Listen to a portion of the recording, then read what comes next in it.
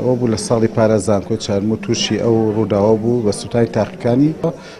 ئێستا خوێندکاران دەوامی خۆیان ئەکەن بەڵام ئەم مانای ئەوە نییە لە 100% هەموو پێداویستەکان دابین کراون ئەتوانین بڵێن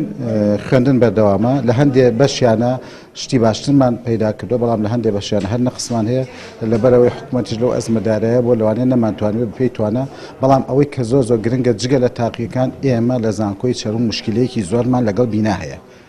ئەمە هیوادار حکوومەت هەرێمی کوردستان ئەمە زۆر بە هەند وەربگرێت لە ساڵی ئەم ساڵیشە زیاتر لە 100 لەبەی دەرەوەمان بۆ هاتۆ کە ئێمە بەشی ناوخۆی نەقسێکی زۆر گەورەمان هەیە ئەگە بە زووترین کار بۆمان چارەسەر نەکەن ئەمە شتێکی باش نابێت بەڵام لەگەڵ ئەوەشە ئەتوانین بڵێن زانکۆی چەرموو سیستەمەکەی زانکۆی چەرموو کە ئێستاکە سەی بۆلۆنیایە خوێندن بە زمانی ئینگلیزی ئەمانە زۆر چۆتە پێشەوە وای کردو کە زانکۆی چەرموو تەنها زانکۆی هەرێمی کوردستان بێ بە پێشەنگی زانکۆی هەرێمی کوردستان لەو بوارەدا و وەزارەتی دارایی و وەزارەتی خوێندنی باڵا بە پێی توانە وردە شتەکانمە بۆ عینەکەن بەڵام لە ئاستی ئەوانیە لە ئاستی تموحی ئێمانە بەڵام ئەوەی کە زۆر پێداگیریەکەمەوە داوا دەکەم لە حکوومەت هەرێمی کوردستان بینای بانی مەقارمان ئەگەر بۆ تەواو بکرێت من ئەتوانم بڵم لە ماوەی 10 ساڵی داهاتووشدا کێشەی بینا و قاع و مختبەراتمان نابێت تەنها کێشەی بەشی ناوخۆیمانەوێت.